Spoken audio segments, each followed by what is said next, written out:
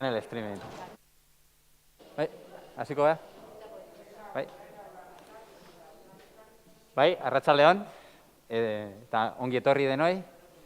Buenas tardes y bienvenidos y bienvenidas al segundo coloquio del ciclo La respuesta de nuestra sociedad ante una pandemia imprevista, organizado de forma conjunta por Jakiunde, la Academia Vasca de las Ciencias, las Artes y las Letras, y el Museo de San Telmo a través de su programa Desafíos.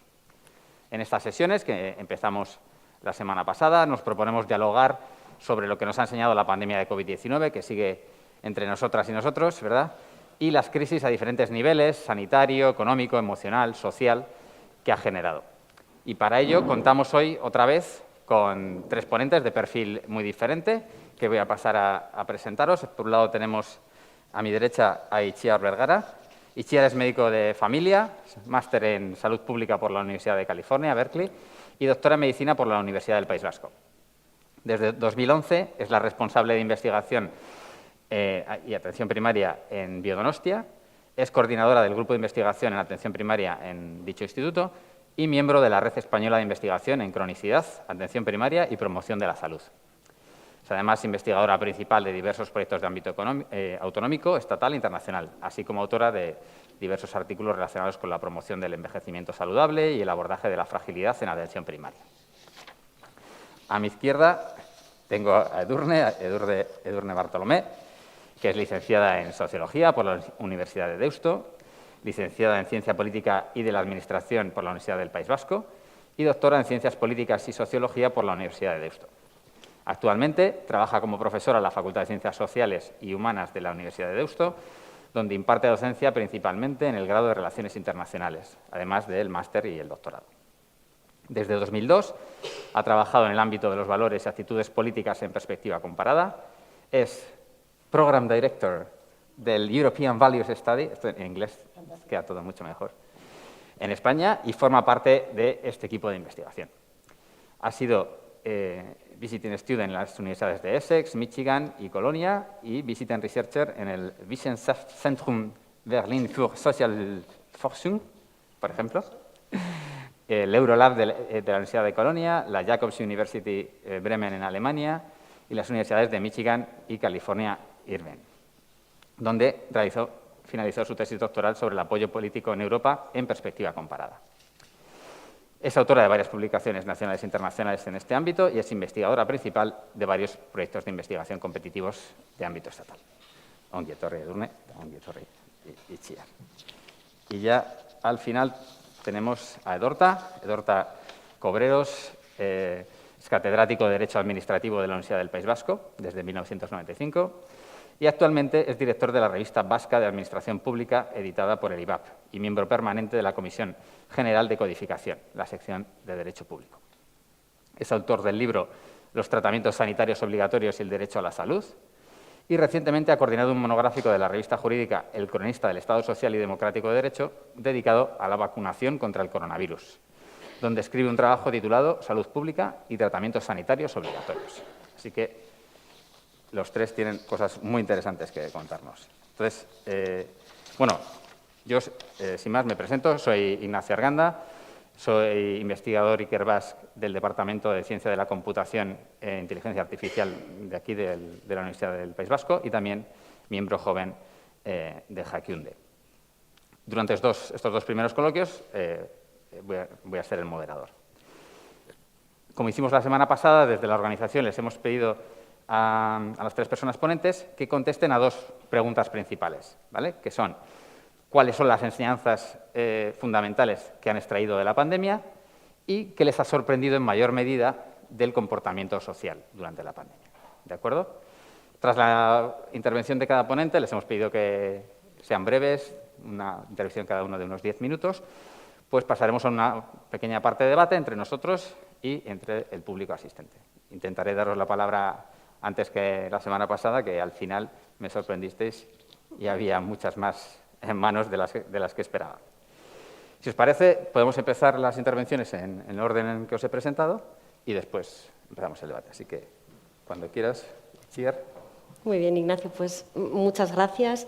Y quiero empezar dando las gracias de corazón a Jakiunde y a San Telmo por la oportunidad que me dan de compartir este rato, fundamentalmente de reflexión, con unos compañeros de mesa tan brillantes y con todos ustedes. Así que estoy legítimamente muy contenta de tener este rato para hablar sobre este tema tan relevante que ha puesto nuestro mundo un poco patas arriba, la verdad. Yo, para empezar a hablar en las enseñanzas de esta pandemia, he querido echar un poco la vista atrás y empezaba pensando en la relación tan interesante o tan curiosa que tenemos los seres humanos con los agentes patógenos, con los microorganismos que producen enfermedad. Tenemos una relación muy intensa porque forman parte de nosotros mismos. Tenemos relaciones muy positivas con ellos, ya que gracias a muchos de esos agentes son fundamentales para la agricultura y la producción de alimentos, pero también tenemos una relación negativa porque con frecuencia nos enferman.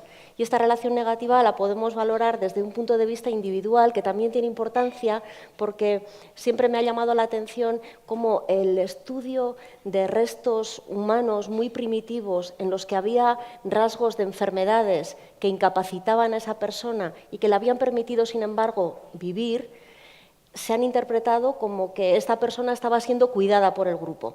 Y este hecho de cuidar de otros, de tener esta relación grupal de cuidado, es uno de los rasgos que nos hace humanos. Y siempre es algo que me ha llamado la atención y creo que es algo que tenemos que agradecer, entre otras cosas, a las enfermedades que nos han producido estos agentes patógenos.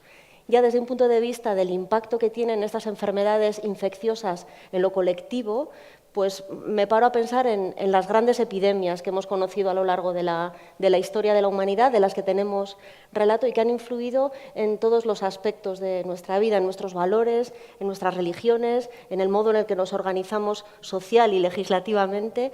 Y echando un poco la vista atrás, hay algunas grandes pandemias o epidemias que han dejado huellas que todavía mantenemos en nuestro modo de vivir actual. Por ejemplo, la peste antonina en el año 185 en el Imperio Romano fue una gran pandemia porque era una infección producida por una viruela que afectó a todo lo que aquel momento era el Imperio Romano, que eran 3 continentes ya en ese momento. A partir de aquella peste se definió cuál era el modo en el que había que enterrar a las personas para que no generaran más enfermedades. Y esas normas sobre los enterramientos las mantenemos vigentes todavía hoy. Otra gran epidemia fue la peste negra europea, que en 1350 aproximadamente produjo la muerte de en torno al 40% de las personas que vivían en Europa. Esta peste también trajo muchos aprendizajes y grandes novedades. El concepto de cuarentena se estableció en ese momento y lo arrastramos y lo hemos vivido todos en estos últimos 2 años, pero también aquella gran epidemia obligó a que las ciudades que estaban en aquel momento amuralladas y creadas en torno a un núcleo, a un castro feudal, se abrieran, se ampliaran, cambiara el concepto de ciudad y se diera paso al inicio del Renacimiento prácticamente, gracias a una gran epidemia como fue aquella. Hay otra epidemia a la que le tengo un cariño especial porque fue uno de los inicios de la... Bueno, eso ha sonado un poco raro, la verdad, perdonad, pero fue como el inicio de la epidemiología y es una epidemia de cólera que hubo en Londres en 1850 por ahí, que permitió a un médico muy vivo y muy crítico, que es lo que tenemos que ser los profesionales del ámbito de la salud, él permitió observar lo que estaba ocurriendo y fue capaz de identificar que en función de los pozos de donde la gente cogía el agua, enfermaban más o menos. Y la clausura de un pozo que estaba generando mucha enfermedad consiguió darle la vuelta a aquella gran epidemia de cólera. Desde entonces consideramos que es nuestro derecho poder acceder a agua limpia en las ciudades y partió de aquel momento, de 1850 aproximadamente. Luego, otra epidemia de la que hemos hablado mucho últimamente, que es la de la gripe española de principios del siglo XX, de 1918, esta pandemia, que también fue una pandemia global, enseñó muchas cosas. A mí una que me llama la atención tiene que ver con el hecho de la comunicación. Esta pandemia empezó en Estados Unidos, en Kansas, en un establecimiento militar. En aquel momento Europa estaba en plena Primera Guerra Mundial y los soldados viajaron de Estados Unidos trajeron toda la enfermedad a Europa, pero España, que no estaba involucrada en aquella guerra, fue el único Estado que publicitó lo que estaba ocurriendo, porque el resto estaban ocupados hablando de la guerra. Solo España habló de la gripe, habló de la terrible mortalidad que estaba causando, sobre todo entre niños y jóvenes, lo cual la hizo muy, muy dolorosa, y eso le sirvió de premio que España fuera estigmatizada con el título de la gripe española, cuando en realidad no era española. De esta gripe aprendimos muchas cosas, se establecieron muchas de las medidas que hemos aplicado en esta pandemia de COVID, el uso de mascarillas, lo necesario de la ventilación, se tomaron decisiones de cerrar escuelas, se controlaron los aforos en muchos sitios, todo esto lo hemos vivido otra vez ahora, y también fue el germen en aquella pandemia se estableció la base de lo que ahora es la Organización Mundial de la Salud, porque se dieron cuenta de que era importante disponer y compartir información, y también se estableció la base de lo que es la Escuela Nacional de Sanidad en España, de donde nacen casi todos los epidemiólogos que hay en este país, con lo cual también nos dejó una huella francamente muy importante. Y para no alargarme, aunque tengo alguna otra por ahí que me gusta, entendedme, pero haciendo esta reflexión de qué es lo que nos enseñan todas estas grandes epidemias que he mencionado, me voy a COVID. Y la verdad es que COVID, el hecho de ser tan reciente además y haberla vivido tan desde dentro, nos permite aprender cosas a todos los niveles, desde cómo se empezó a notificar la enfermedad por parte de China y las deficiencias que hubo en aquel procedimiento de definición, cómo los países fueron siendo conscientes de lo que estábamos viviendo y el proceso de tomar decisiones para tratar de controlar esa enfermedad, todas las campañas preventivas que se han puesto en marcha, entre ellas la de la vacunación, en la que me voy a detener un momento, y también todo el trabajo que se fue haciendo sobre la marcha para tratar de ver cuáles eran los tratamientos más eficaces, porque era una enfermedad nueva, que no sabíamos cómo se comportaba y que no sabíamos cómo tratar y que producía cuadros de enfermedad muy severos que condujeron a muchas personas a la muerte, como desgraciadamente sabemos. Con todas estas cosas, a la hora de pensar, bueno, ¿qué nos ha enseñado? Bueno, en mi opinión, nos ha enseñado cosas positivas, cosas que hemos hecho muy bien y otras negativas. Voy a empezar por las positivas, aunque hubiera preferido cerrar con las negativas, pero luego trataré de rematar de una forma optimista. Las cosas positivas, dos cosas positivas que nos ha enseñado, una de las cuales es mi respuesta a la sorpresa, en relación con la sorpresa, es la capacidad de adaptación que hemos tenido tanto la ciudadanía como el sistema de salud para enfrentarnos a esta situación tan difícil que cada día iba creciendo y que superaba todas nuestras previsiones.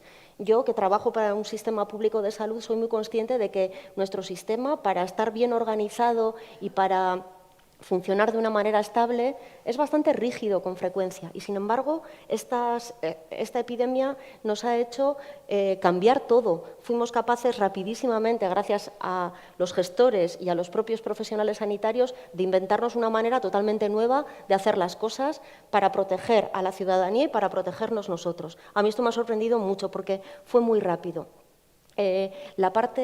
Otra cosa positiva, otro aprendizaje muy positivo, en mi opinión, ha sido que nos ha permitido poner en valor la ciencia. Y no la ciencia en general, sino la investigación básica en particular. Conseguimos una vacuna frente a coronavirus efectiva en un tiempo récord. Desde que se conoció la estructura genética del virus hasta que hubo una vacuna aprobada que se podía utilizar en personas, pasaron 320 días. Esto es un tiempo impresionante, pero el tiempo ha sido tan corto no porque nos hayamos saltado los procedimientos se han cumplido de un modo riguroso y, de hecho, aquí en Donosti y yo, en mis propias carnes, hemos sufrido el que un ensayo clínico de una vacuna no respondiera a lo que tenía que haber respondido y hizo que no se aprobara la vacuna, porque el procedimiento ha sido muy estricto, con lo cual las vacunas que se han aprobado han cumplido ese procedimiento. Pero fuimos tan rápidos gracias a que había un conocimiento previo sobre los mecanismos de vehiculizar RNA a las células que se había desarrollado para otra enfermedad y que se pudo aplicar para construir la vacuna frente al coronavirus. Con esto quiero elevar una bandera a favor de la importancia de la investigación básica, no solo la investigación que ya sabemos para qué va a servir, sino la que nos permite adquirir conocimiento que nos hará estar listos para el siguiente reto que está a la vuelta de la esquina y al que nos tendremos que enfrentar. como aprendizajes o elementos negativos de la pandemia. A mí, una cosa que me ha frustrado mucho ha sido nuestra poca capacidad de utilizar los datos de los que disponemos. Tenemos sistemas de información totalmente implantados en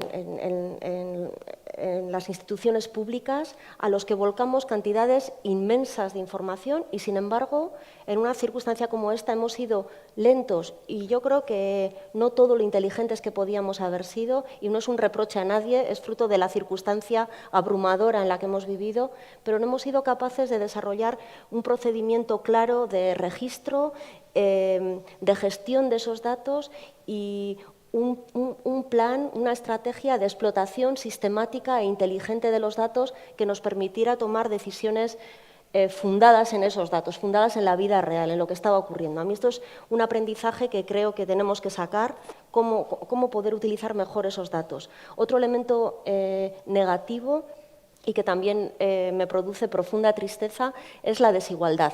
La pandemia ha puesto en evidencia que vivimos en un mundo terriblemente desigual. Hay un gradiente de desigualdad terrible norte-sur, porque todavía vemos que en África pues, no ha habido coronavirus o no estamos vacunando a los sujetos porque aquello pues, no es el mundo o algo así parece.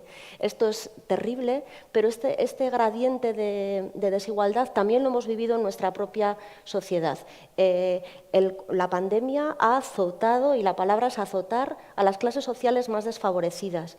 Les ha azotado en cuanto a incidencia de casos, en cuanto a gravedad y también en cuanto al impacto que va a suponer la pandemia para continuar con sus vidas. Son las personas que tenían empleos, o sea, contratos más vulnerables y muchos los han perdido. Son las personas que estaban expuestas a viviendas de peor calidad en las que han tenido que estar confinados y confinadas con el impacto futuro que eso va a tener. Y nosotros, como sociedad, hemos sido bastante lentos y todavía somos lentos y torpes para poner en evidencia esa desigualdad y para responder a ella. Y creo que este es otro de los aprendizajes que tenemos que sacar de la pandemia. Con lo cual, y ya termino, ¿voy bien? Sí, no, ya me he pasado. Con estos puntos positivos y negativos, a mí me gustaría que, así como todas aquellas epidemias y pandemias nos han dejado aprendizajes, en este caso, además de dos lecciones más tangibles y más prácticas, que son, en mi opinión, el valor de la ciencia básica y el valor y la necesidad de los datos, el otro gran aprendizaje que creo que tendríamos que sacar es la humildad para reconocer aquellas cosas que no hemos hecho bien, para ser autocríticos con nosotros mismos a nivel social y a nivel institucional y a nivel político, para a partir de ese análisis honesto y humilde de las cosas que no hemos hecho tan bien o las cosas que no han funcionado, dar los primeros pasos para tratar de mejorarlos y así en la siguiente, que no tiene por qué ser una pandemia vírica, será cualquier otro reto, hagamos las cosas mejor y cuidemos más y mejor unos de otros. Eso, gracias. Eskerrik asko, Itziar. Te he hecho la señal, pero no te has dado cuenta. ¿Perdona? Que te había hecho la señal, pero no te has dado cuenta. ¿Me habías hecho? Es que creo que no te he mirado, No sé, estaba. Perdóname, estabas. Ignacio. Todos estábamos sumergidos. Perdona, gracias. Muy bien, pues Edorta, cuando tú quieras. Perdón, Edurne, sí, vamos a hacerlo así. Me paso yo. Perfecto. Vale, yo había preparado una pequeña presentación, no sé si se puede proyectar para que la veáis, bueno, pues un poco, sobre todo para obligarme a ser breve, que eso es un poco las dificultades a las que nos enfrentamos. Yo voy a contaros un poco las aportaciones que creo que desde la sociología podemos traer y desde algunos aspectos. Me gustaría eso, retrotraerme ahora mismo a cómo estábamos en abril de 2020. Yo, junto con otros colegas que trabajamos en estudios de valores, nos encontramos en casa encerrados sin entender lo que nos estaba pasando. Pusimos un poquito de fondos que teníamos de investigación en marcha en varios países, ¿no? E hicimos un pequeño estudio para comparar nuestros estudios de valores que teníamos recientemente, como en el año 2017 aproximadamente, con 2020. Entonces, algunas de las cosas algunos de esos resultados me gustaría, no voy a mostrar ni tablas ni gráficos ni nada, pero bueno, algunas de las ideas que hemos encontrado y sobre todo también lo que nos ayudó mucho era intentar comprender buscando en otros marcos, ¿no? Dentro de la sociología. No, claro, no podemos irnos a crisis pasadas porque La respuesta social es diferente, nuestra relación con la tecnología es diferente, hay muchísimos elementos que son muy diferentes, con lo cual no teníamos ninguna experiencia con la que compararnos. Entonces, buscando en otros estudios, encontramos una pequeña similitud un poco y un pequeño marco conceptual que nos ayudaba, que era el concepto un poco del trauma colectivo y de la crisis, ¿no? Entonces, en esta presentación os voy a presentar un poquito esas ideas, un poco cuál era la definición de crisis que hemos utilizado, cuáles eran los elementos y los ámbitos, porque nos sirvió bastante, y a partir de ahí un poco qué es lo que vemos como esas enseñanzas y esos elementos. Bueno, ¿cómo definimos crisis? Pues desde la literatura, ¿no? Charles Herman lo define como una situación que incorpora 3 condiciones. Ahí yo creo que nos ajustamos bien. Sorpresa para gobernantes y decisores, claramente. Amenaza para los objetivos de alta prioridad, ¿no? Estamos hablando de la economía, estamos hablando de muchísimas cuestiones, la movilidad. Disponibilidad restringida de tiempo, también. Aquí teníamos un grave problema. Entonces, esta amenaza también se produce bajo una presión temporal muy importante y requiere decisiones vitales en un contexto de alta incertidumbre. Vale. Hasta ahí, perfecto. ¿Qué otros estudios nos podían servir? Utilizamos varios estudios que se habían utilizado, por ejemplo, en Estados Unidos en los 70, alguno igual puede recordar, en Estados Unidos hubo un derrumbamiento de unos diques en Canyon Creek, ¿no? Hace un montón de tiempo, y se generó una situación parecida de trauma que se estudió mucho desde la sociología. También, recientemente, una investigadora italiana, Lucchini, hizo un estudio muy parecido, psicosociológico, muy interesante, que nos sirvió mucho, después del terremoto del L'Aquila, que eso nos acordamos todos también, ¿no? Y a partir de ahí extrajeron una serie de elementos que sí que me gustaría, hay mucha letra, pero bueno, también así me ayuda un poco. Entonces, esas circunstancias de trauma colectivo, de amenaza, incertidumbre y urgencia, que eran las que definen estas crisis, había una serie de estrategias de afrontamiento que se desarrollan socialmente y que funcionaban básicamente en varios ámbitos. El ámbito social, sobre todo las redes de solidaridad, que es una de las cosas que van a ser mi sorpresa después, ¿no? La confianza social, la solidaridad, la cohesión, que se refuerzan en esas situaciones. La religión, que estabas también planteando antes, ¿no? Como un elemento también que las crisis habían encontrado ese elemento como estrategia de afrontamiento. El cambio cultural, se refuerzan elementos identitarios. Por ejemplo, eso se estudió mucho, por ejemplo, en el maratón de Boston, cuando estalló aquella bomba, ¿no? de yihadista y demás, como pues, se reforzó mucho el sentimiento colectivo.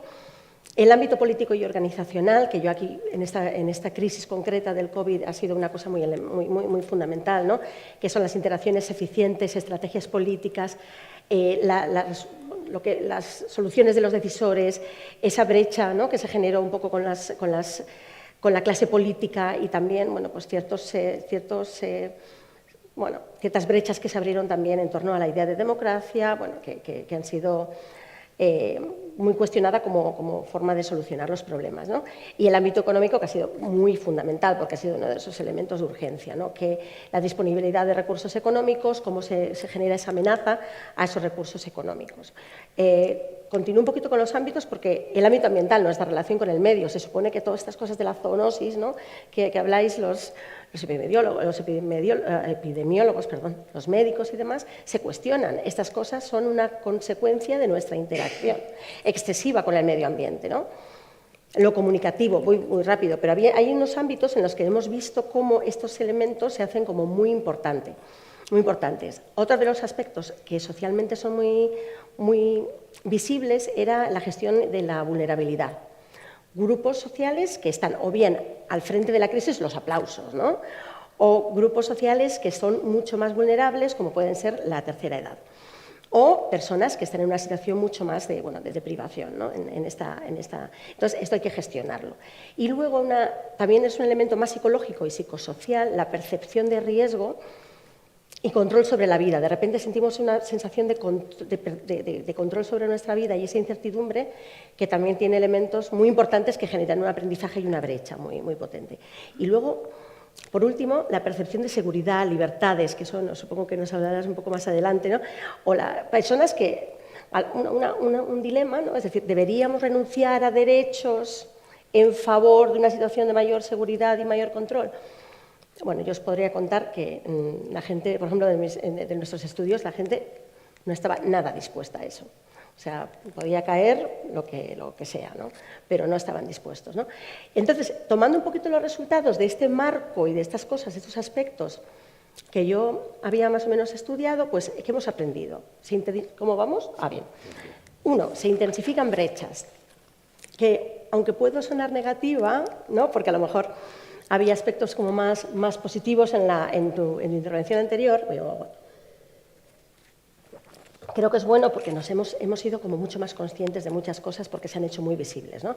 Habías hablado en torno a las condiciones de la vivienda, porque hay una gran, ¿no?, interseccionalidad también con otros elementos de la vulnerabilidad, de grupos étnicos, grupos socioeconómicos, y eso se ha hecho como muy visible porque la gente no vive igual una situación de crisis colectiva como estábamos viviendo en función de las circunstancias sociales y económicas en las que están, ¿no?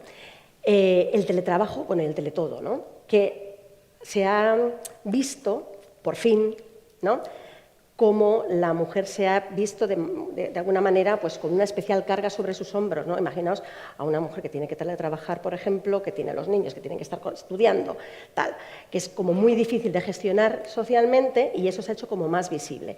No voy a entrar en otras cuestiones como la crisis del confinamiento y demás también ha diezmado mucho la libertad de las mujeres, cuestiones de violencia, pero bueno, para no entrar demasiado en un tema tan profundo, ¿no? Una mayor brecha y aislamiento en torno del uso de la tecnología y sobre todo en lo cotidiano. Hay una brecha digital intergeneracional que se ha hecho muy visible, afortunadamente, y también socioeconómica en el acceso. Esa brecha digital también a los que había que tener un iPad o que había que tener un ordenador, que no, cuántos tenemos en casa, que no tenemos, cómo tenemos acceso. Nos ha generado una gran desigualdad que al menos hemos sido más conscientes de ella, ¿no? Y por ende, se han intensificado y visibilizado esas desigualdades con niveles más altos y más alarmantes de esa incertidumbre vital. Y aquí, una de las cuestiones que a mí también me gustaría que luego igual nos contaras, ¿no?, porque la salud mental a mí me parece que es uno de los elementos, hablaba antes con una amiga, ¿no?, de los adolescentes, la gente más joven, ¿no?, que también va mucho en relación con las condiciones socioeconómicas en las que ha tenido que vivir esa situación, ¿no? Ese tipo de cuestiones de salud mental se han hecho mucho más visibles y creo que es muy positivo. Y una de las cosas que para mí ha sido la mayor sorpresa, que sí que lo he visto en los estudios, es que esos círculos de solidaridad, ¿no?, en sociología hablamos siempre de la solidaridad local, vecinos, amigos, familia, la solidaridad global, tercer mundo, vacunas, ¿no?, y la solidaridad social a grupos vulnerables se ha visto completamente reducida. Es decir, cuanto antes podíamos tener un discurso, mantener un discurso de esas redes de solidaridad las podemos defender, de repente nos hemos replegado a un torno mucho más de un círculo interno, mucho más interior. Esas redes de solidaridad han acabado un poco bajando. Y eso es una de las cosas que a mí más me ha llamado la atención, porque con los aplausos y los abuelos, qué sé yo, teníamos, ¿no?, hacia los médicos, hacia los policías, había como una sensación, pero viendo un poquito nuestros resultados y los datos, me he dado cuenta, o hemos visto, que no era tal, ¿no?, digamos. Entonces, ¿qué hemos aprendido también? Y que hay nuevas necesidades. En un minuto lo termino. No te estreses. La diversidad en todos los aspectos, en torno a la vivienda, en torno a las condiciones de ese confinamiento, en torno al género, la étnica, cultural, religiosa, que se ha ido realmente engarzando con esa desigualdad creciente y con una cohesión social que por esa reducción en las redes de solidaridad hemos visto como decreciente. Esa solidaridad intergeneracional y hacia los grupos vulnerables hay que gestionar socialmente, porque se ha visto que no era tal, o al menos un poco, yo también hablo un poco de las cosas que nosotros hemos encontrado como resultados en nuestro estudio, ¿no? Un problema que es gravísimo, el descrédito hacia la política, la gestión pública, la desconfianza institucional. Eso es un problema que nos está llevando a problemas políticos y sociales mucho mayores. Y esa ambivalencia respecto al... Decías, qué cosa buena, nos hemos adaptado, ¿no? Nosotros le podemos llamar la resiliencia colectiva, pero es tal. O sea, hemos aprendido... Es un poco la pregunta, ¿no? Yo lo dejo también un poquito al aire como pregunta también un poco para poder dialogar un poco más adelante, ¿no? Porque para mí es un poquito ambivalente, ¿no? Creo que hay una resiliencia, pero al mismo tiempo creo que hay una ausencia de esa resiliencia, o al menos que podríamos haber estado un poquito más a la altura. Y termino. Yo termino con una preguntita también que lanzo al aire. He empezado desde un marco, que era el marco de... Claro, en el 2020 nosotros estábamos en casa, no podíamos salir, no sabíamos qué estaba pasando. Estaban muriendo de 200 por día, ¿no? lo veíamos así, pero mirando el COVID, 90, ay, mira, 95, qué bueno, sí. 95, esta es muy buena. Sí, sí, sí, sí. No, perdón. Creí que era breve. No. Esto, así escribiendo rápidamente, con cierta perspectiva, no os quedéis con el 95, quedáis con la pregunta. ¿Podemos calificar lo que hemos vivido? O sea, ¿qué pensamos nosotros? ¿Ha sido o no ha sido un trauma colectivo? Esa es un poco la pregunta, porque ahora mismo con esta perspectiva yo creo que puede haber opiniones diversas al respecto, no lo sé, a ver cómo lo vemos. Y muchísimas gracias por la atención y perdón por el retraso. No, perfecto. Muchas gracias a ti, Edurne. Gracias. Luego haremos la pregunta de manera Podemos quitar esto, colectiva. eso es. A ver qué piensa la gente que tenemos hoy aquí.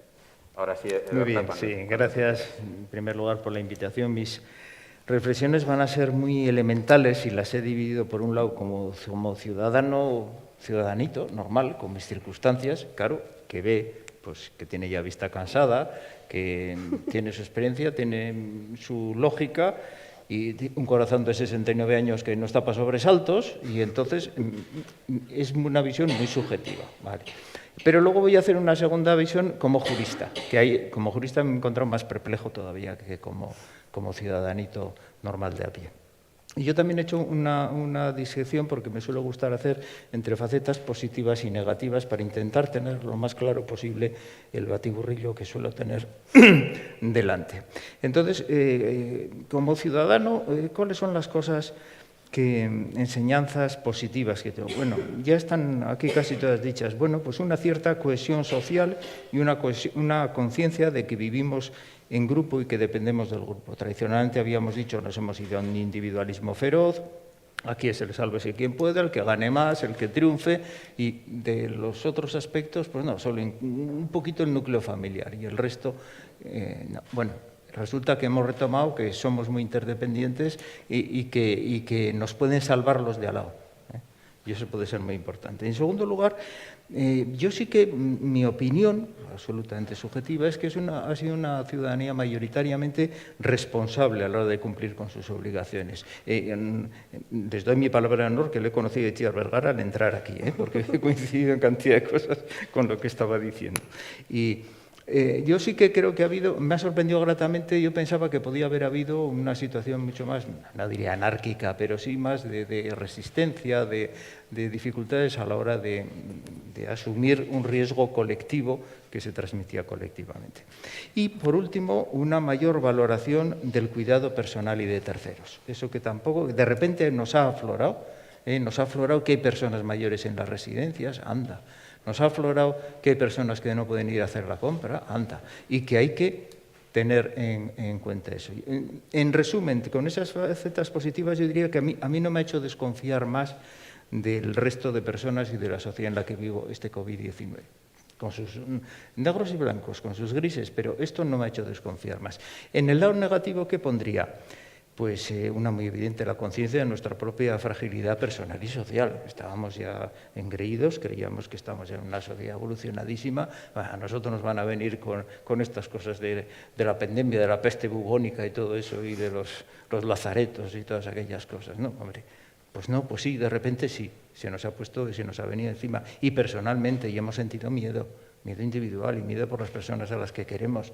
Y hemos visto que se nos puede poner todo patas arriba, desde la economía hasta cualquier otra cosa. Y entonces, bueno, pues eso nos ha dejado en una situación también que a ver cómo se reacciona con eso, porque se puede reaccionar bien, mal y regular. Y en segundo lugar, que también ha salido las enormes diferencias personales y sociales existentes, tanto en lo material como en lo inmaterial.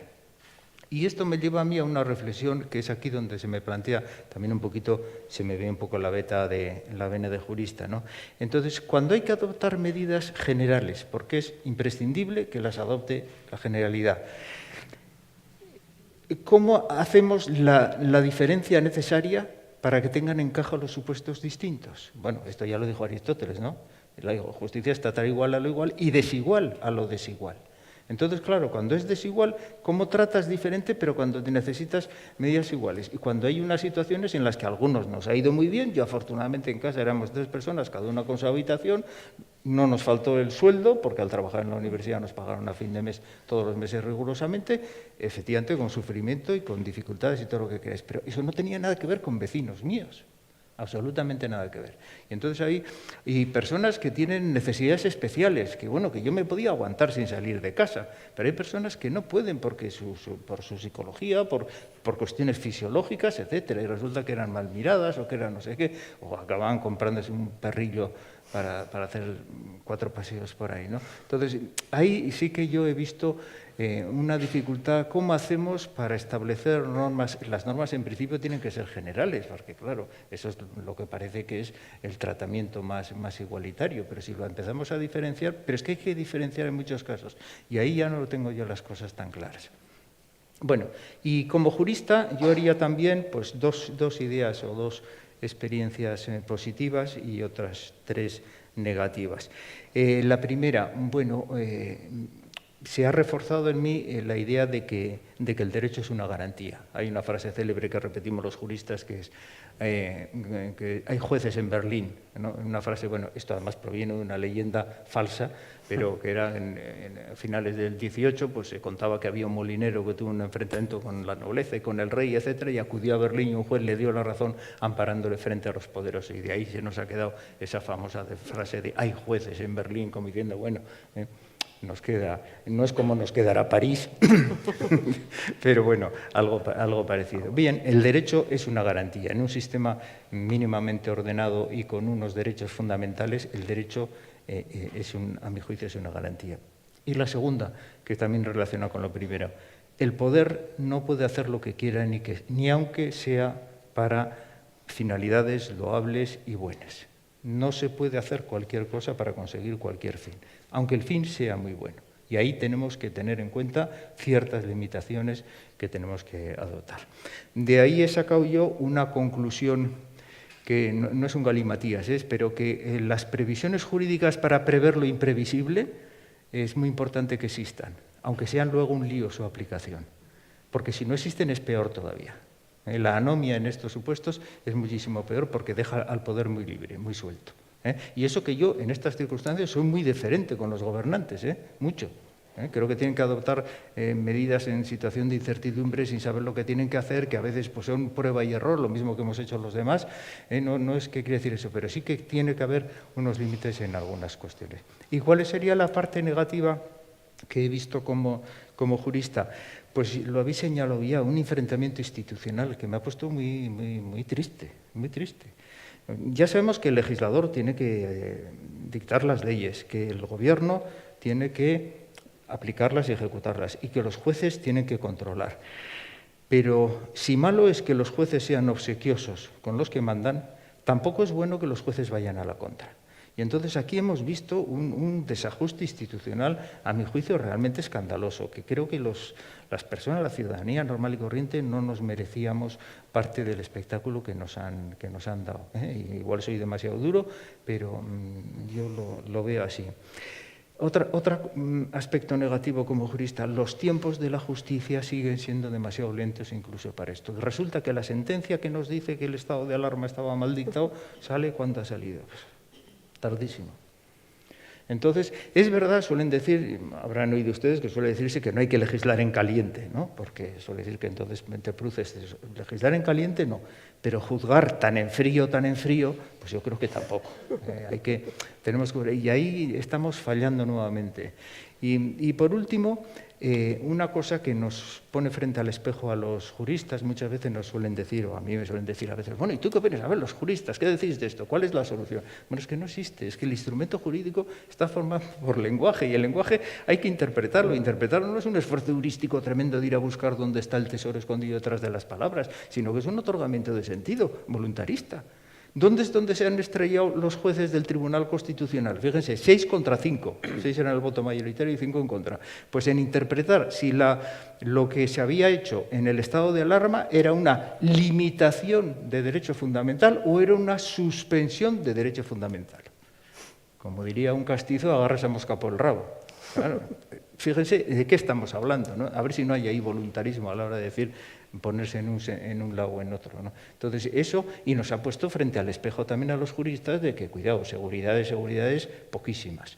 El famoso principio de proporcionalidad, que nos han puesto a la cabeza como un bombo, que salía en todos los sitios, ¿no? Aquí aplicando el principio de proporcionalidad. Bueno, el principio de proporcionalidad está muy bien y mejor es que exista que no exista, por supuesto.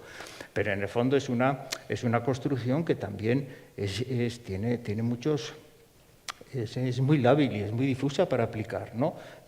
Es verdad, insisto, en que se ha tecnificado un poco y que obliga a motivar mejor las resoluciones judiciales. El principio de proporcionalidad es el que ayuda a justificar una limitación en derechos fundamentales, ¿no? Y entonces, pues hasta ahora, yo cuando empecé a explicar derecho administrativo, la parte sancionadora, las sentencias del Tribunal Supremo decía, esta sanción de 50.000 pesetas, entonces, es desproporcionada, la dejamos en 5.000. ¿Y por qué? No, porque era desproporcionada. O sea que usted siente por su caletre está funcionando una señal de alarma que le dice que es muy bestia y que entonces hay que bajarlo y es desproporcionado. Bueno, pues ya veremos. Es verdad que esto ya no es así. Por influencia de los alemanes hemos cogido el triple test de la proporcionalidad, que quiere decir que primero para una medida de esas, primero tiene que ser adecuada, o sea, que sirva esa medida para la finalidad que se persigue, que es bastante obvio en general. La segunda, que ya presenta más pegas, es la de la necesidad. Esto es que no hay otra medida que restrinja menos ese derecho que se está restringiendo. Ese es el principio de necesidad. Y la tercera es el principio la parte de proporcionalidad en sentido estricto, que quiere decir que la aplicación concreta y la intensidad de la aplicación no produzca más daño del beneficio que produce. Pero claro, eso a la hora de aplicar, pues eso también... está impregnado de enorme subjetividad. Quizá el primero, aunque haya zonas de incertidumbre científica, quizá el primero sea el más fácil, porque nadie va a proponer una medida que sea un despropósito, que no vaya a servir. Pero ¿y la necesidad? Que no haya otras menos, pues eso depende mucho de la sensibilidad. Y aquí hemos visto cómo en el Tribunal Superior de Justicia una sentencia dijo que le parecía que se estaba limitando indebidamente el derecho de creación artística porque se habían cerrado los karaokes. Claro, es que es el segundo nivel, ese es el de necesidad. Bueno, eso se podía haber hecho sin haber cerrado. Claro, entonces ahí... Pero eso nos está poniendo en el espejo a nosotros también, para que no nos queramos... Digo los juristas, no me estoy refiriendo a las personas normales y decentes. Y entonces ese aspecto tan inseguro, pues se nos ha explotado en la cara a los juristas, yo creo, en muchos de estos momentos. ¿Qué lecciones saco yo de todo esto? Pues una cosa que dicen los clásicos anglosajones mucho, que los casos difíciles, ellos son muy de casos, se resuelven mucho por sentencia, que los casos difíciles hacen mal derecho. Entonces aquí también, en este caso, para mí el ejemplo han sido las sentencias en materia del estado de alarma, que ha sido una situación muy tensa, muy difícil, muy dura, y a la que la solución que se ha dado a mí particularmente no me gusta. Creo que hemos metido la pata. Bueno, me pongo en el bando de los juristas.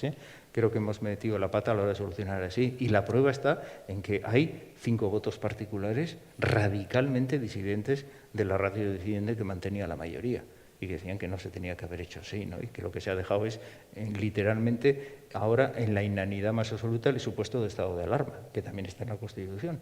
Entonces ahora ya o pasamos al estado de excepción o sacamos los tanques ya, si el siguiente bichillo viene muy guerrero, o ya el estado de alarma ya no nos vale, ¿no? Entonces yo ahí sí que vería esas dificultades. Por último, y muy breve, la segunda pregunta, ¿qué te ha sorprendido con mayor medida en el comportamiento social?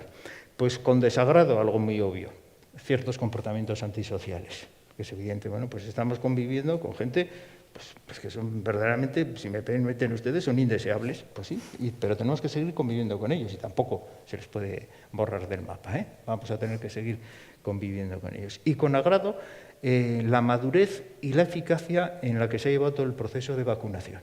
Yo ahí sí que diría que ese ha sido un aspecto positivo, y que nos diferencia inclusive de otros países. Bueno, nada más, muy amables. Muchas gracias.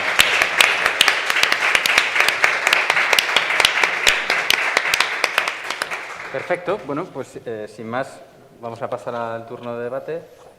Si entre nosotros queremos comentar algo, bueno, tenéis vosotros primero la palabra si queréis comentar alguno que los compañeros de mesa hayan dicho.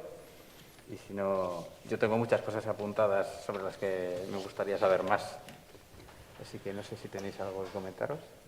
Bueno, yo creo que se han dicho cosas desde mi punto de vista tan interesantes que nos daría para muchas horas. Yo voy a hacer un comentario en torno a un tema que habéis tocado ambos y que yo no sé si había tocado, y es el tema de la respuesta solidaria ciudadana. Decías que se había empequeñecido el concepto de... El círculo. El círculo. Sin embargo, y es cierto, cuando lo decías, creo que tienes una gran razón, pero también es verdad que hemos visto un montón de ejemplos de redes de ayuda ciudadana que han surgido espontáneamente y que no existían. Yo creo que en esta sociedad, gracias al sistema de provisión de cuidados, tanto de salud como sociales, damos por hecho que la ayuda nos tiene que venir dada desde el ámbito institucional, y en estas circunstancias en las que el ámbito institucional no llegaba para atender al que no puede hacer la compra y está en casa, han surgido iniciativas preciosas de respuesta de barrio, de red, de que la gente se fijaba, pues como antes, ¿no? en la escalera, pues quién no abría la ventana o quién... Yo creo que esto ha sido una cosa que deberíamos, en mi opinión, añadir a la lista de sorpresas bonitas, porque es algo a lo que no estamos tan acostumbrados aquí. Y yo sí que diría que la gente más joven, que ya venía participando como ninguna generación anterior a nivel estatal había participado en organizaciones voluntarias, que esta situación que hemos vivido va a empujar todavía más esta participación en voluntariados, que creo que es un enorme valor de estos jóvenes a los que muchas veces hemos criticado por escaparse de las normas y para encontrarse por ahí, por las zonas sombrías de la ciudad. Creo que es un aprendizaje bonito. Sí. Bueno, si me permites, yo tengo también una... Bueno, ¿te puedo preguntar una cosa? De eso se trata, ¿verdad? Eso estamos. Adelante.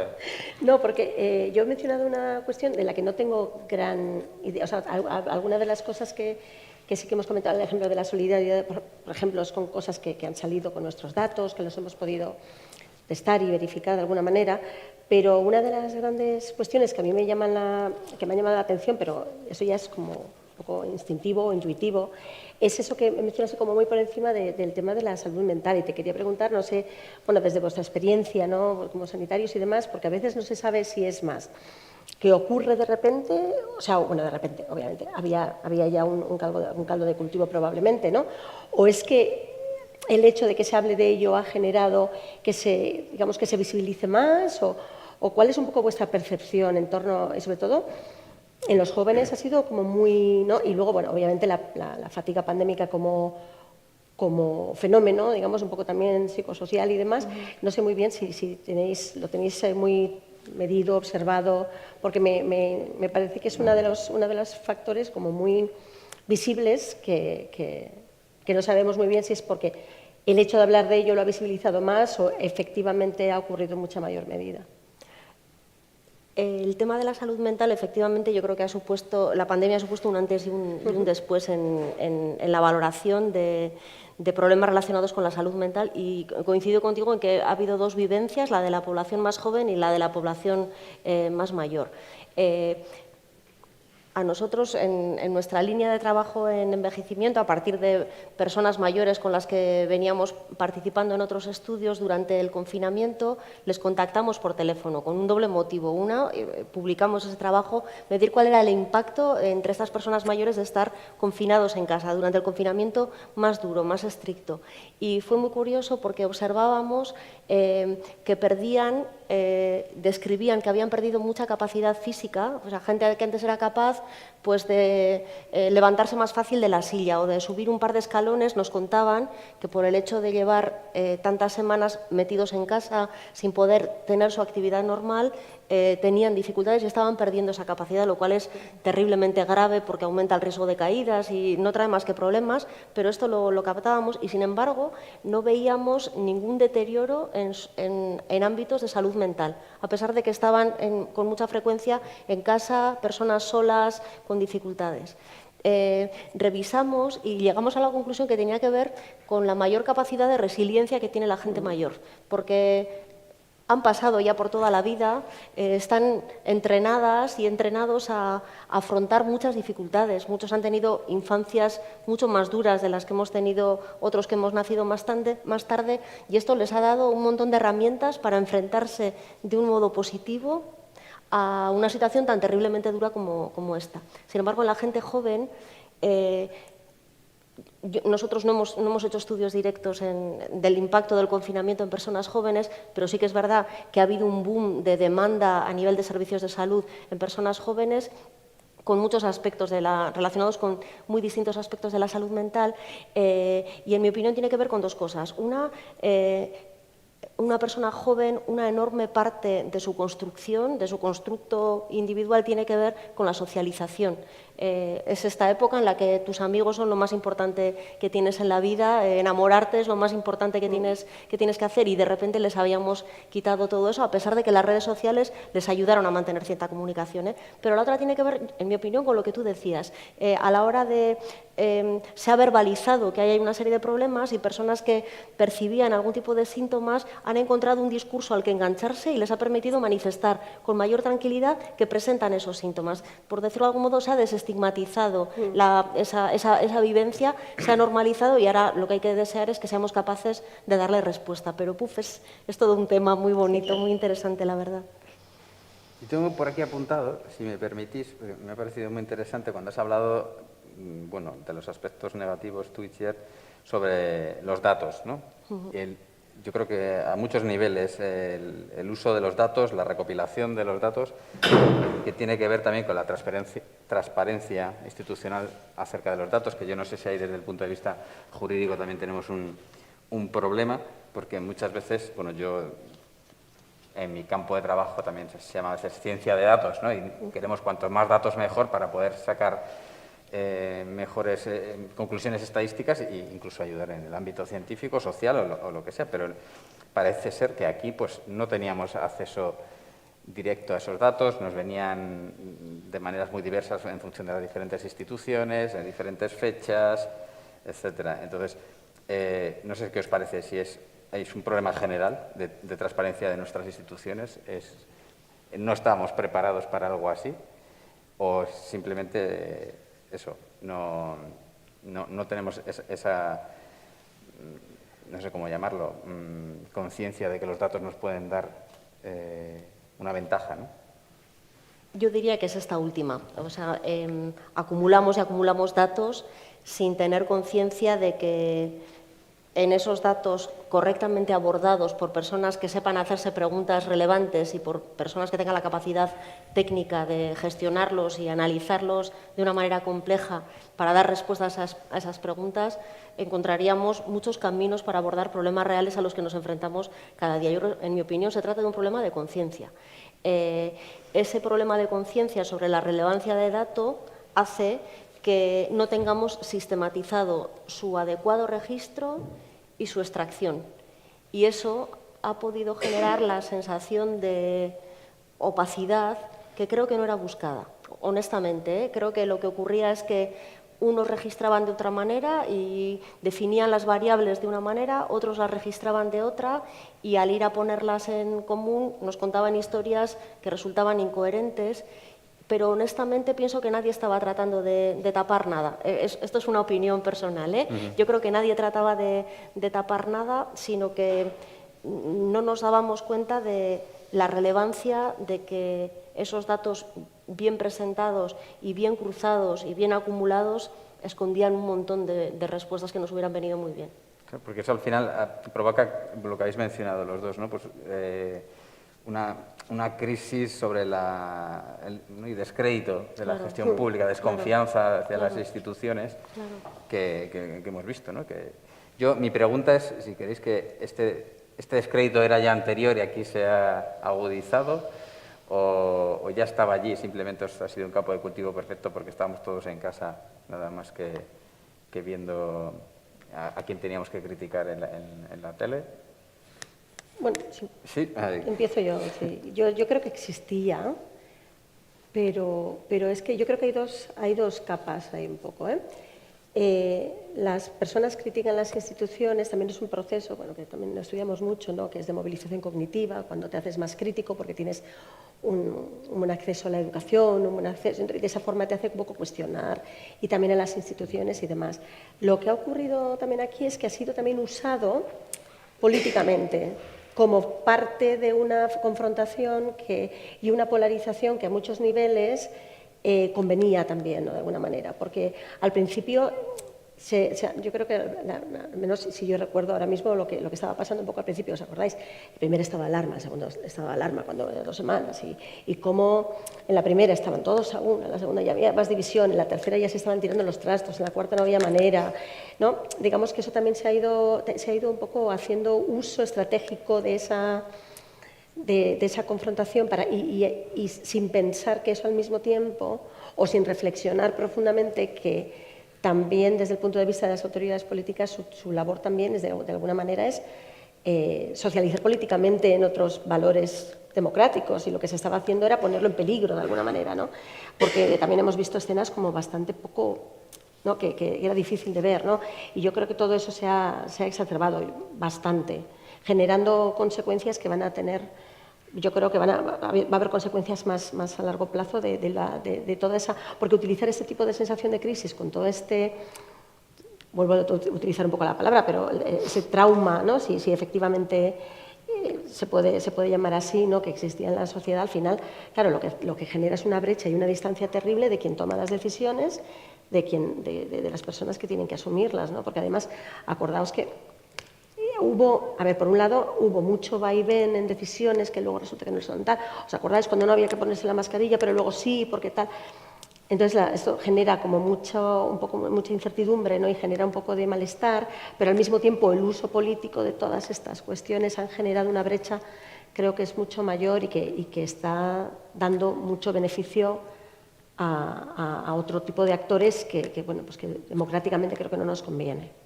De eso hablamos la semana pasada en torno a la idea de la comunicación o de la falta de buena comunicación desde las instituciones sobre este tipo de decisiones normalmente asociadas a factores científicos, ¿no?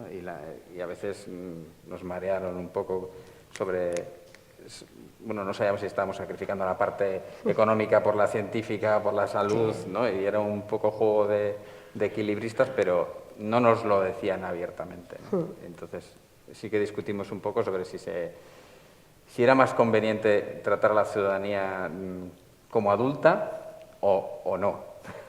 Yo ahí no sé. Yo creo que infantilizar a la sociedad nunca es una buena estrategia, en general, ¿eh? Pero eso ya aquí hablo, es mi opinión. O sea, obviamente. Para eso estamos aquí, para dar nuestra opinión. Aunque decía Bismarck, ¿no?, ¿cómo era? Lo del pueblo no puede saber cómo se hacen las salchichas y la política, ¿no? O sea, de alguna manera. Algo así. Sí, luego, lo último, antes de daros la palabra a la gente del público, si queréis. Yo quiero pescar el tema de la comunicación. Pues, Enrique, no sé si quieres intervenir. Yo, en relación a la comunicación y a la desconfianza, hay 2 ideas que a mí me parecen importantes. Una tiene que ver con la capacidad de comunicar por parte de las instituciones, que creo que es muy mejorable. Hemos vivido situaciones en las que no nos contaban las cosas bien o nos las contaban de manera que parecía contradictoria, y yo, honestamente, tampoco creo que se estaba ocultando nada, simplemente es que comunicar este tipo de eventos y la toma de decisiones es complicada. Y ahí hay 2 elementos, uno que no me ha gustado y el otro que creo que es una necesidad. El que no me ha gustado es, yo he sentido muchas veces que han utilizado a los científicos para decir que había que hacer lo que, por otra parte, tal vez hubiera que haber hecho, pero tantas cosas han dicho, esto es por la evidencia, esto es por lo que dicen los expertos. Hay muchos expertos en muchas cosas que dicen muchas cosas, y esa información la tienen que utilizar los decisores políticos para tomar una decisión informada y armada y defendible, pero no vale con que me escudo en el experto para decirte algo que sé que no te va a gustar. Yo creo que ha habido una utilización del conocimiento científico que no ha hecho bien a nadie.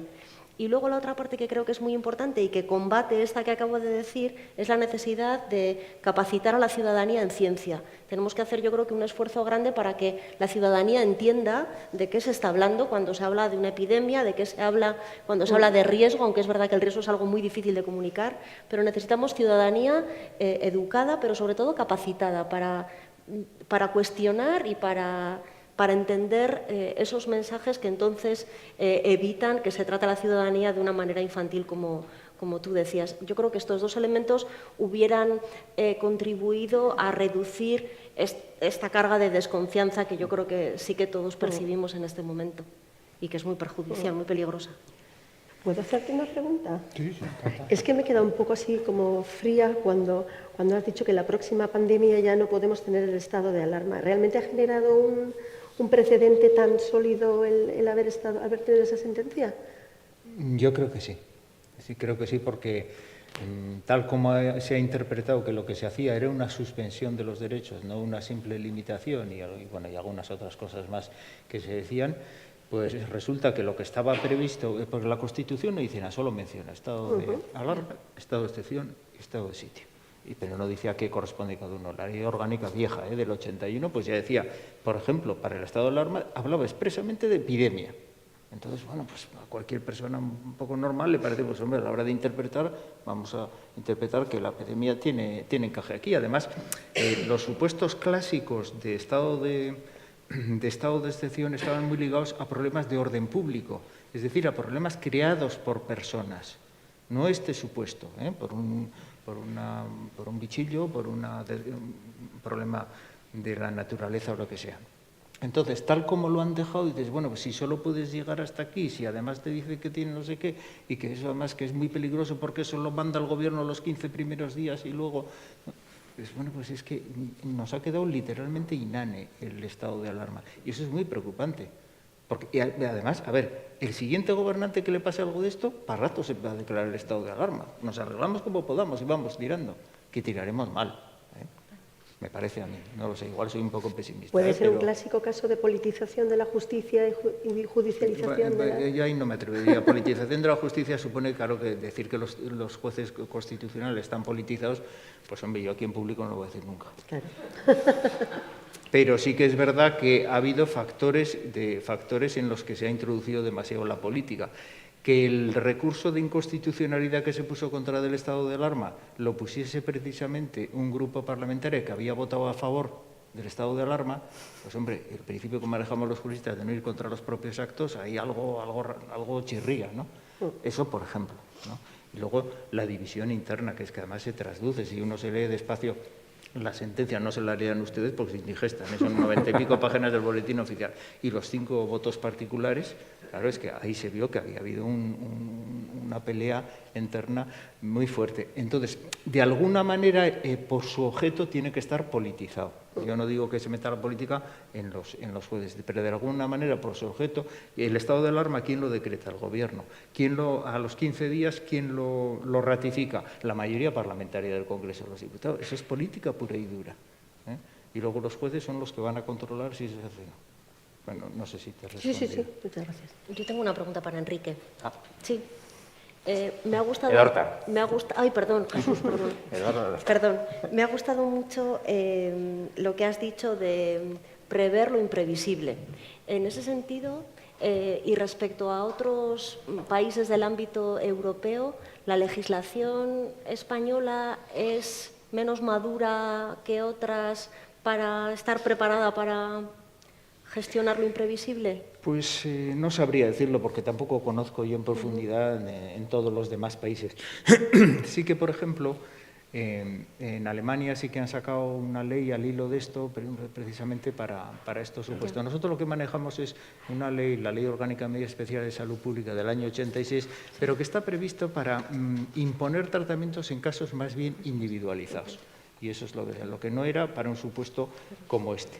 Entonces ahí yo creo que reaccionó mal el Gobierno, sacándose por medio de un decreto ley que luego convalidó como ley, en el sentido de que, bueno, pues para garantizar las medidas generales que afectan a todos, lo que vamos a hacer es que los gobiernos autonómicos o central, antes de sacar una norma de este tipo, tienen que pedir autorización a los jueces. Que eso desde fuera podía parecer un poco garantista, pero es un disparate porque es hacer a los jueces co-normadores, co-legisladores y hacerles responsables. Entonces, el juez que te ha dicho que sí, si luego le pones un recurso sobre ese mismo decreto que ha dictado ese presidente de la comunidad autónoma, ¿qué va a decir? Y tiene que tragarse lo que haga el gobierno, tiene que colegislar, tiene que dar bendiciones. No, el juez no está para dar bendiciones, está para expulsar del ordenamiento las normas que sean ilegales o inconstitucionales. Punto, pero no está para decir esto está bien o esto está mal, ¿no? Entonces ahí sí que se produjo un desajuste. Pero luego todo el mundo ha hecho trampas. Había un partido destacadísimo de la oposición, dijo que había que hacer una ley de pandemias, mandó una proposición de ley de pandemias al Congreso de los Diputados, yo me tomé la molestia de leerlo y lo único que hacía era cambiar unas pocas palabras del artículo 3 de la Ley Orgánica de Medidas Especiales de Salud Pública. Retumbaron los montes y parieron un ratón. Hombre, una ley de pandemias, y era esto, era modificado un artículo. Eso es hacer trampa. Al hilo de eso, la semana pasada tuvimos con nosotros a otro jurista, Íñigo de Miguel, que sí que nos decía, por ejemplo, bueno, él empezó su exposición diciendo que esto de pandemia imprevista lo ponía entre comillas porque sí que ha habido estudios y los gobiernos en general se suelen preparar de manera jurídica o incluso sanitaria frente a este tipo de situaciones, ¿no? Y de hecho él había participado en diferentes proyectos y decía que jurídicamente era ya un rollo, desde un embrollo bastante gordo, pues desde hacer un triaje médico, ¿no? Y decir, si no tenemos material suficiente, a quién vamos a ponerle el respirador y a quién no. O sea, ese tipo de cosas no están todavía ni recogidas en nuestra legislación, ¿no? Que podía rozar el homicidio imprudente. Entonces, sí, fue bastante interesante. Bueno, yo creo que es un buen momento para pasar la palabra al público. Igual podemos contestar esta pregunta que nos ha hecho el trauma colectivo, si os parece. Los que estamos aquí también, ¿creéis que hemos vivido un trauma colectivo? ¿Podemos decirlo ya? Yo no lo sé. Por eso me interesa. Si queréis hacer cualquier tipo de pregunta, avisad. Tenemos un micro que vamos a ir pasando por allí, ¿vale? ¿No? ¿Nadie se anima? Lo hablaron toda la semana pasada, ¿no? Es verdad. Trauma colectivo, vosotros pensáis, desde no como jurista, sino como ciudadanito. Pues te tendría que pedir que me definas a qué le llamas tu trauma.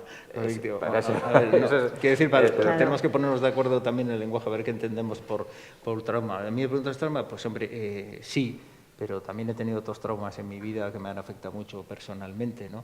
De este me olvidaré, pues no, olvidarme no, porque además tuvo una extensión larga, ha sido colectivo, no sé.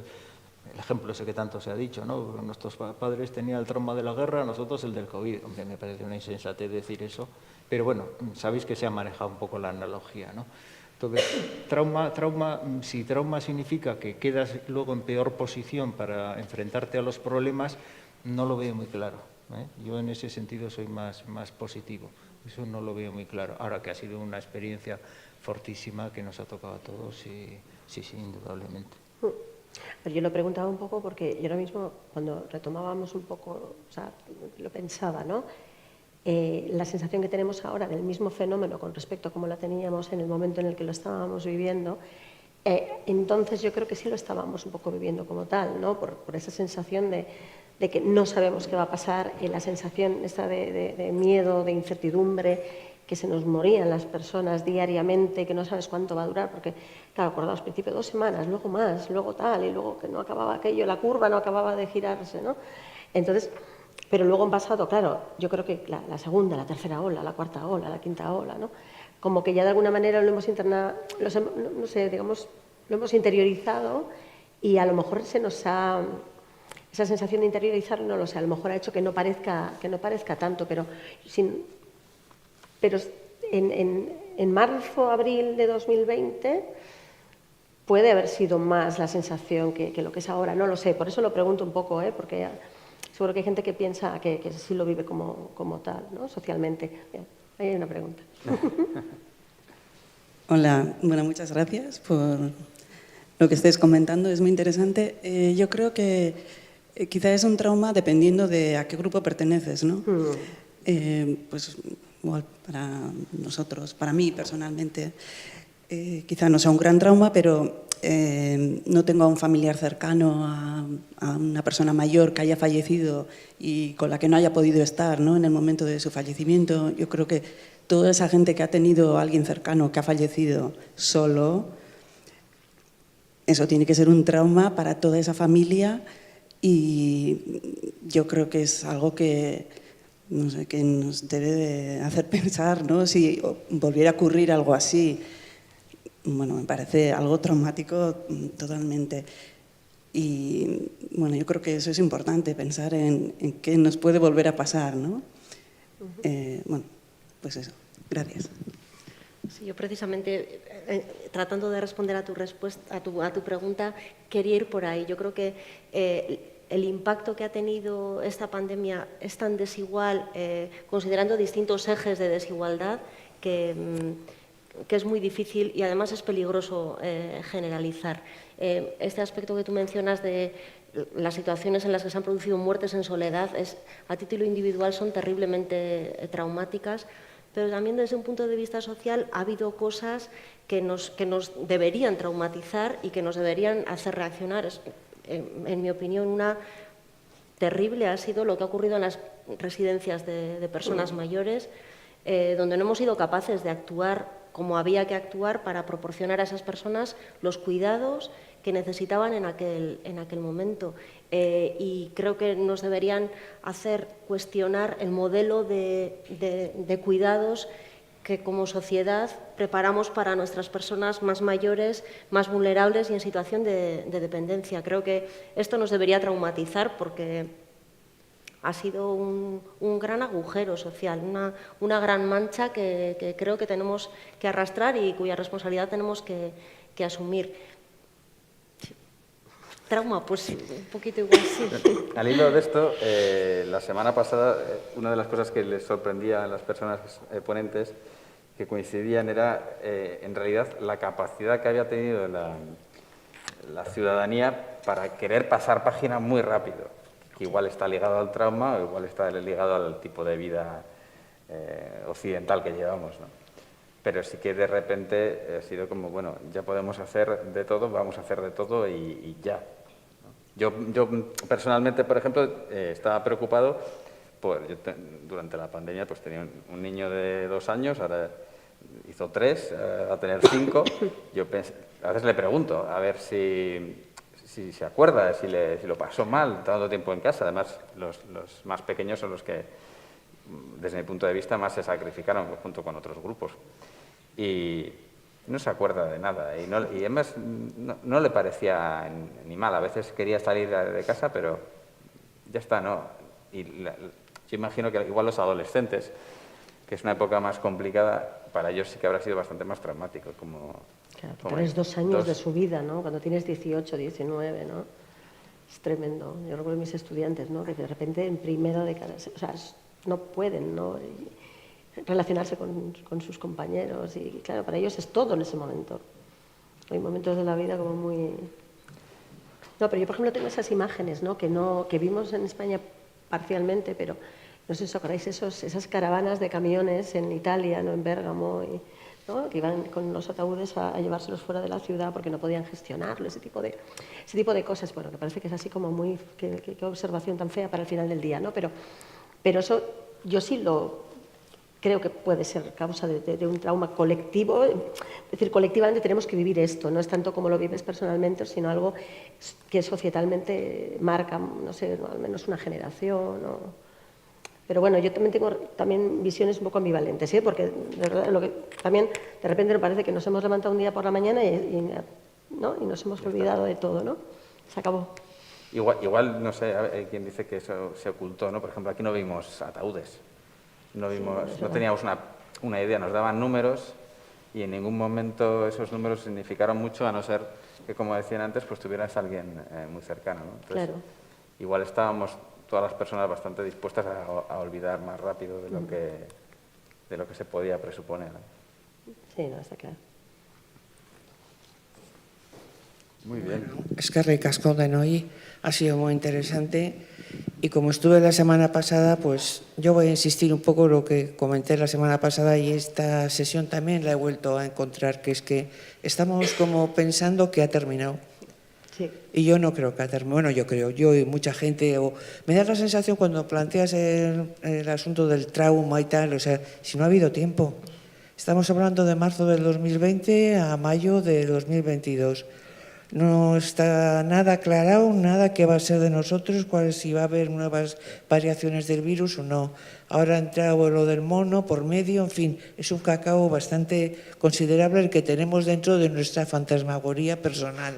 No pasa nada, seguimos viviendo. La capacidad de resiliencia humana está probadísima, ¿no?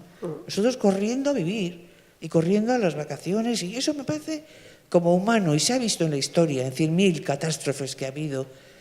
Pero realmente para un tipo de reflexión, para plantearse colectivamente si ha habido un trauma, no, por supuesto, aparte de lo que decían del drama personal traumático de quien ha perdido una persona, sin ninguna duda.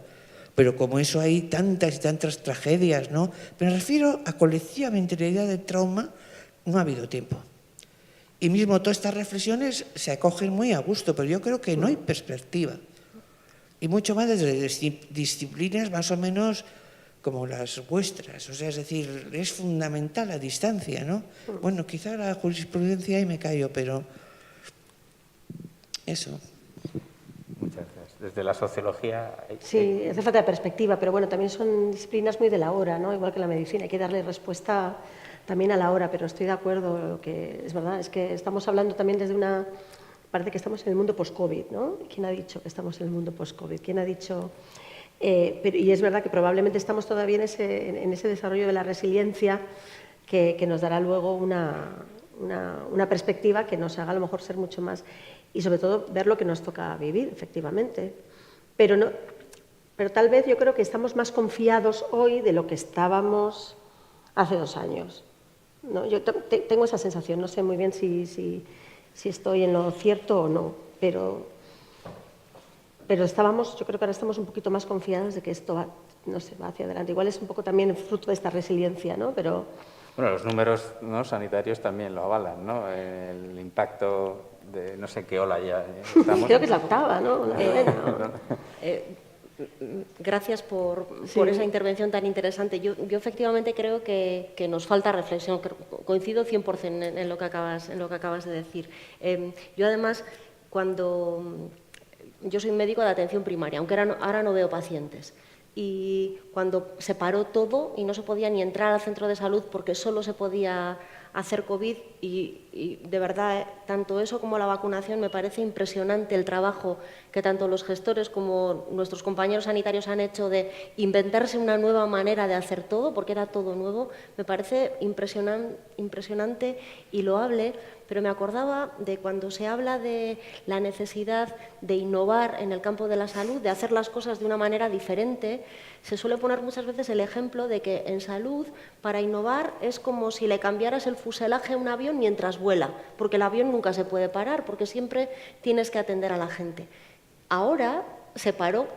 Es verdad que había un buen grupo de gente que seguía haciendo muchas cosas, en primaria, los internistas, en algunos servicios hospitalarios, pero hubo otro montón de cosas que se pararon. Y yo pensaba, pues ahora el avión ha aterrizado, este es el momento para reflexionar y tratar de reinventar cómo queremos que sea a partir de ahora, analizar qué fallos arrastrábamos y lo que arranquemos otra vez, tratar de arrancarlo mejor. Y sin embargo nos estamos peleando todos y reclamando la vuelta a la vieja normalidad, porque es ese afán de normalización de la situación. Todos queremos que todo sea como era, aunque lo de antes no fuera tan bueno. No nos estamos dando la oportunidad de reflexionar ni de avanzar por otros caminos. Y eso me parece una enorme pérdida de oportunidad, porque algo como lo que ha pasado ojalá no vuelva a ocurrir, pero nos había dado una ocasión bastante única de reinventarnos.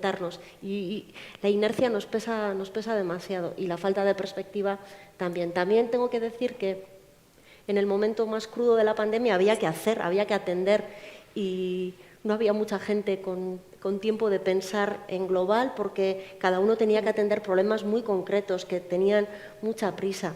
Y ahora, en esa necesidad de volver, está todo el mundo ocupadísimo tratando de retomar todo lo que se dejó de hacer para evitar que tenga esas consecuencias. O sea que no es fácil encontrar ese punto desde el que puedes tener la perspectiva y la reflexión, pero es totalmente necesaria.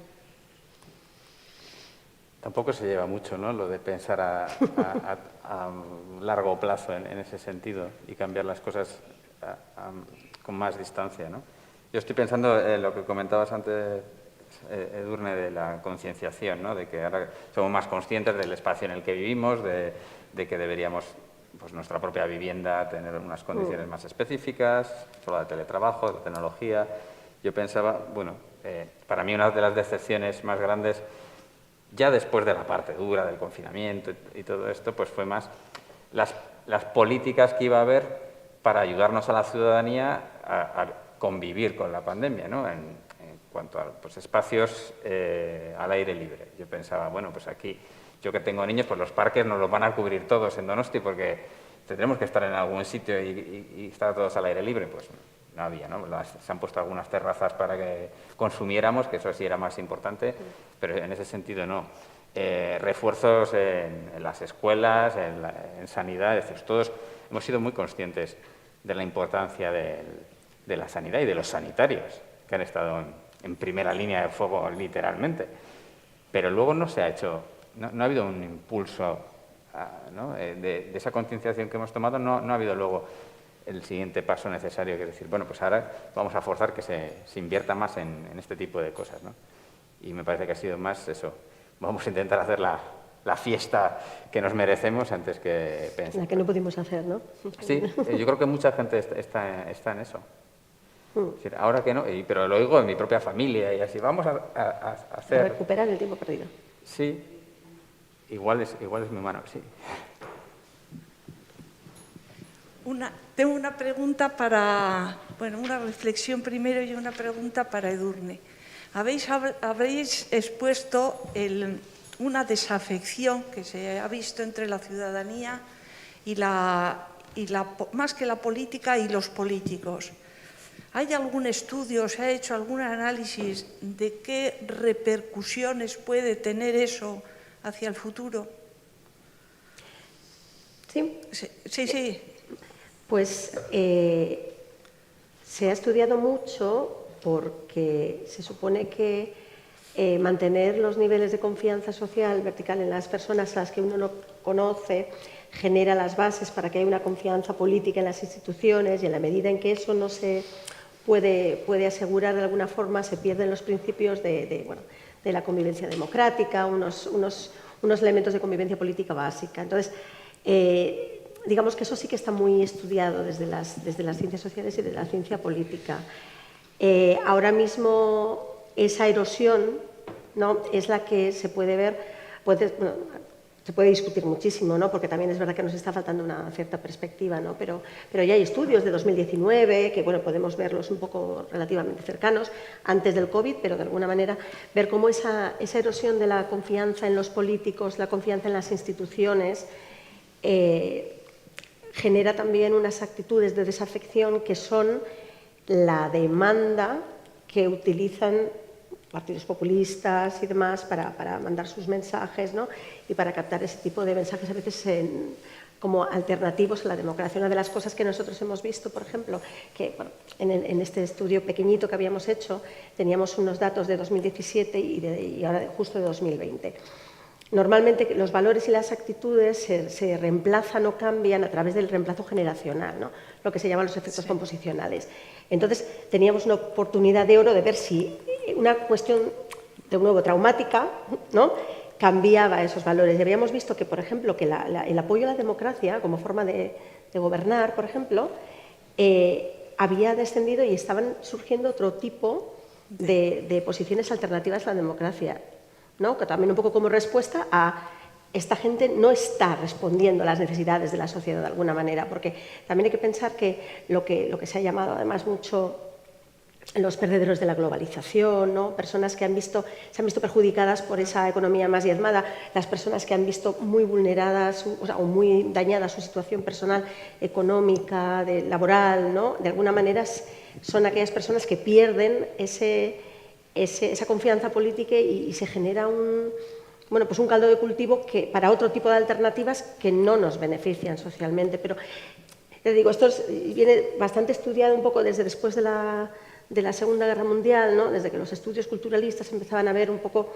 cómo Europa podía haber cabido, o sea, el ejemplo de Alemania, por ejemplo, cómo cayó en el fascismo y demás, y ahora se están estudiando bastante porque se supone, ¿no?, que íbamos, ¿no?, esto era facilísimo, ¿no?, era el fin de la historia, que decía Fukuyama, ¿no?, íbamos al desarrollo económico que llevaba indefectiblemente también a la democracia como punto en el que íbamos todos, ¿no? Claro. Y eso se ha visto que no. Entonces, hay términos ya que se utilizan, el backsliding, el backlash, ¿no?, por ese retroceso, digamos, en valores y en actitudes. Por ejemplo, lo que estamos viendo, desgraciadamente, también en términos de misoginia, homofobia, actitudes, por ejemplo, nativistas en contra de la inmigración. Se supone que íbamos en un camino más de convivencia democrática, ser más inclusivos como sociedad, y estamos viendo ese retroceso. Y al final eso es respuesta muchas veces de nuestras condiciones materiales y cómo reaccionamos a ellas. O sea, podríamos acabar quizá concluyendo que una de las consecuencias de esta pandemia puede ser una radicalización de las posturas políticas.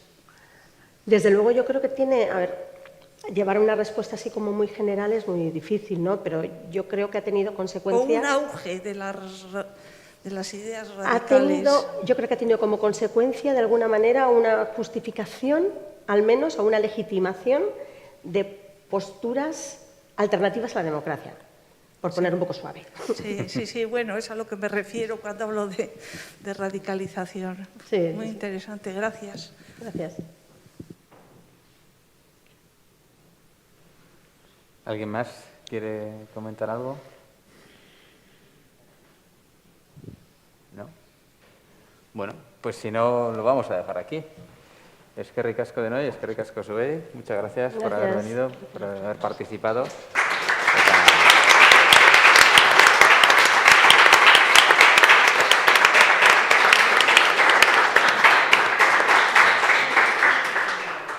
La semana que viene en euskera. Eskerrik asko. Bueno, estos tienen que quitar esto, ¿no?